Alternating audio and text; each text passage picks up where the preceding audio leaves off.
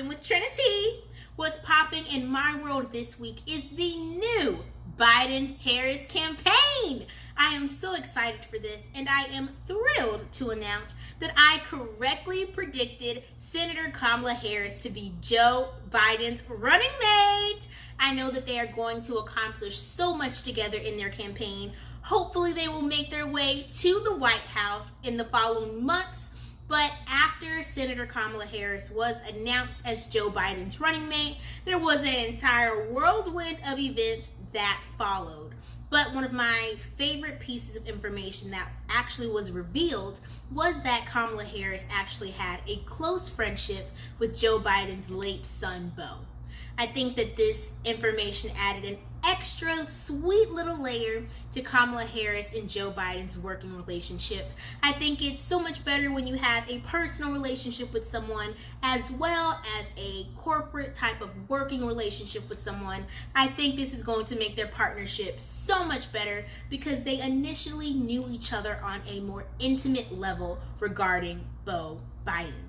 But amongst all the positive information and news that has been announced regarding this new addition to the Biden campaign, of course, President Donald Trump had to follow it up with lots and lots of nasty words during a press briefing. He said the following. He called Kamala Harris a phony, a liar, and I quote, he called her his number one pick. So hopefully we can start college football soon. And he also called Kamala, I quote, extraordinarily nasty to Judge Kavanaugh, end quote. I mean, how crazy is this? Number one, how can you call a person, not only just a human being, a female, your number one pick? I mean, running for office, especially the president's office, it's not a football game. And during this time, how can you be thinking about a sport?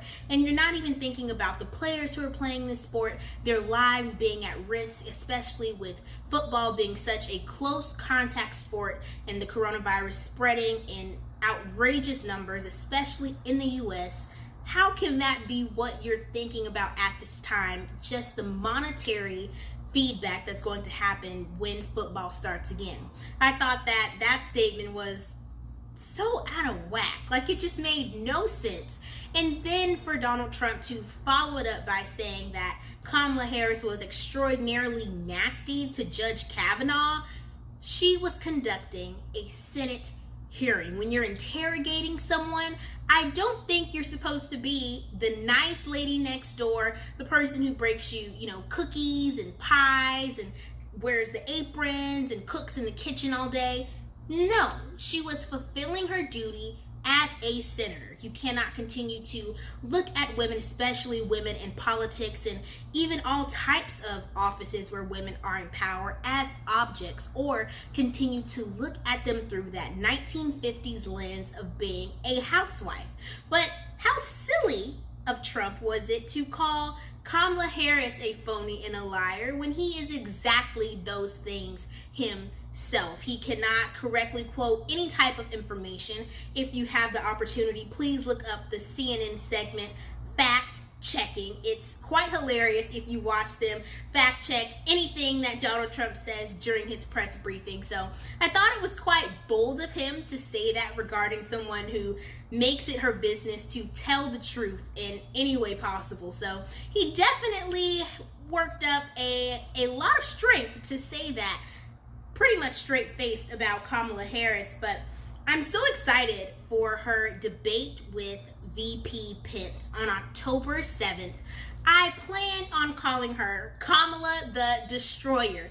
I know that she is going to annihilate Mike Pence, of course, with the facts, because that is what she does. I know that she's going to show us how she's going to attack not only Mike Pence, but use her sort of attack mechanism on how she's going to attack all sorts of crises in the future, because that is what she does, whether she attacks crises as a senator or an attorney general. I think that she's really going to take all that energy, ball it up, and shoot it at Mike Pence. So I will definitely be steadily sitting at my couch watching this debate because I know it is going to be phenomenal and it's going to be something that I myself do not want to miss. But after I watched the sort of announcement where Joe Biden and Kamala Harris came out together, their first time as presumptual presidential nominee for the Democratic Party and prayerfully future vice president, I noticed something. They were in a school, they were 6 feet apart regarding the reporters, and they themselves were actually more than 6 feet apart from each other, of course with their masks on, but it kind of got me to thinking, how are Joe Biden and Kamala Harris going to rally up a crowd regarding their campaign?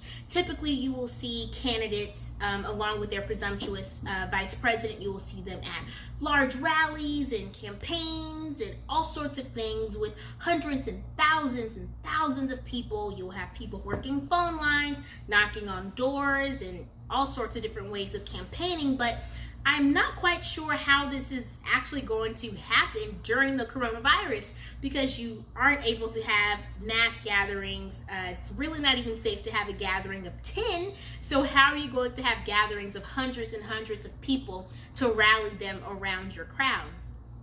But it was said that if the science allows, Joe Biden and Kamala Harris will be having some sort of in-person campaigns, and Joe Biden said himself, if the science allows, which also lets us as viewers and some of us as future voters know that they do plan to take the coronavirus very seriously, unlike others.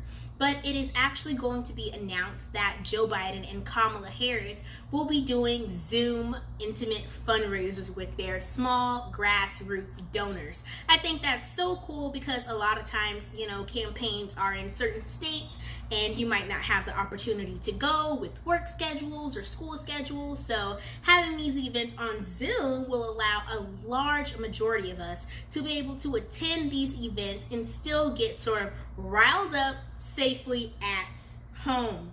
But something else that I thought was so interesting was that if Joe Biden were to win, he would really be passing the baton to the next generation of the Democratic Party. Joe Biden is in his 70s and Kamala Harris is in her 50s, so there's sort of a 20-year, if not more, age gap between them, which allows Kamala Harris to bring a little bit of a younger perspective to how they plan to reshape America and our relations abroad. So I think he made a great choice choosing Senator Harris as his vice president nominee. I think it's going to be a great move, and it's going to have a lot of payoffs. But these Zoom fundraisers will also allow way more people to engage with the Biden-Harris campaign that if they were held in person, they typically would not actually have the opportunity to do so. But overall, I cannot wait to see where this Biden-Harris ticket is going to go. Hopefully to the White House. Very excited about that. But make sure that you guys stay tuned to Poppin' with Trinitee because we're going to be giving great coverage all the way up until the end of the election, all the way to we have our new president. Very excited about that one. It's your team political analyst officially signing off. See you guys next week for What's Poppin' with Trinitee. Bye.